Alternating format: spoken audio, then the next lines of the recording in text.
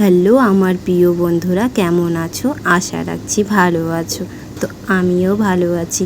আজকে এতটাই রৌদ্র ছেড়েছে, দেখতেই পারছো ভিডিওর মধ্যে।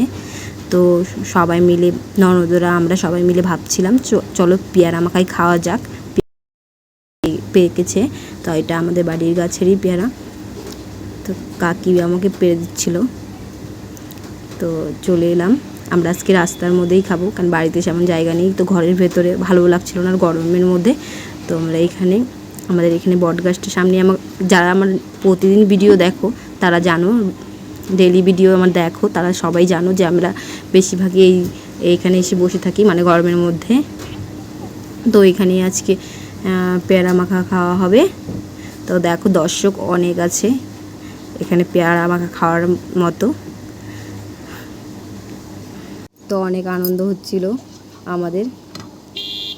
বন্ধুরা, আমি জানি না কেন আমার সাবস্ক্রাইব কেটে নেওয়া হচ্ছে, কিছুই বুঝতে পারছি না। আমার এক সপ্তাহ যাবৎ মানে 2-1 দিন পর পরই দেখছি 11টা 10টা বা 8টা এইভাবে করে কেটে যাচ্ছে সাবস্ক্রাইবগুলো। কেউ যদি জেনে থাকো বন্ধুরা, প্লিজ আমাকে একটু কমেন্টে জানিও যে আমার সাবস্ক্রাইবগুলো কমে যাচ্ছে কেন। খুব খারাপ লাগে যখন এত কষ্ট করার পরে ভিডিও বানিয়ে এডিট করে তারপরে ছাড়ার পরে যখন সাবস্ক্রাইবগুলো আসে তারপরে আবার চলে যায়, মানে বুঝতে পারি না কেটে যাচ্ছে নাকি। তো তোমরা কমেন্টে আমাকে প্লিজ বন্ধুরা একটু হেল্প করো, জানিও কেন সাবস্ক্রাইব কেটে যাচ্ছে। তো আমি এখানে কাসন্দ দিয়ে নিচ্ছিলাম। তো কাসন্দটা এতটাই ঝাঁজ ছিল, তো দেখতে থাকো, খুব ভালো ছিল কাসন্দটা। আমরা একটু ঝাঁজ না হলে হয় না। ওখানে আমি পেয়ারাটা মাখছিলাম। পেয়ারা মাখার মধ্যে আমি দিয়ে নিয়েছিলাম লবণ, কাসন্দ, লঙ্কা, তেঁতুল। মাখার মধ্যে লেবু পাতা না দিলে ভালো লাগে না, তাই একটু লেবু পাতাও ছিঁড়ে নিচ্ছিলাম। তো লেবু পাতা দিলে একটু সেন্ট করে, তো ওই সেন্টটা আমার কাছে খুব ভালো লাগে। তো এখানে লেবু পাতাও দিয়ে দিচ্ছিলাম। তো এই দাদা ভাই আমাকে তেঁতুল এনে দিল, তেঁতুল জলজিরা। তো তেঁতুল দিয়ে নেব। একটু মাখার মধ্যে হালকা টক টক হলে ভালো লাগে। পেয়ারাটা তো হালকা মিষ্টি ছিল, তাই একটু টক দিয়ে নেব। টক ঝাল মিষ্টি সবটাই দিয়ে নেব। তো তেঁতুল দিচ্ছি, আর জলজিরা দিব, লবণ, কাসন্দ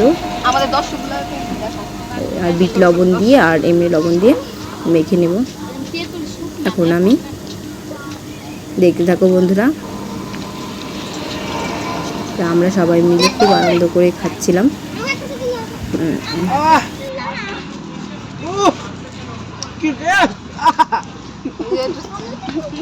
কেমন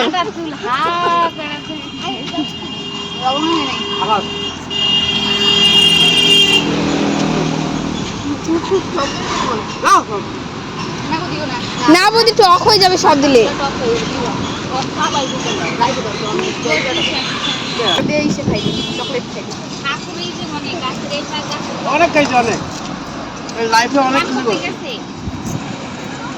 আমি জল জারা দিয়ে নিচ্ছিলাম।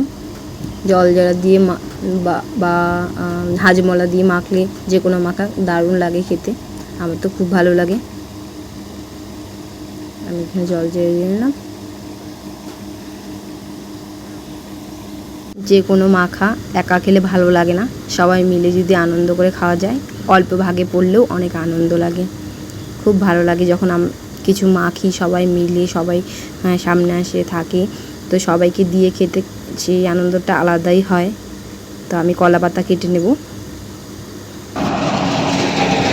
কলা পাতা কেটে নিলাম, আমরা কলা পাতার মধ্যেই খাবো। কলা পাতায় খেতে আলাদাই আনন্দ, কলা পাতায় খাওয়া ভালো।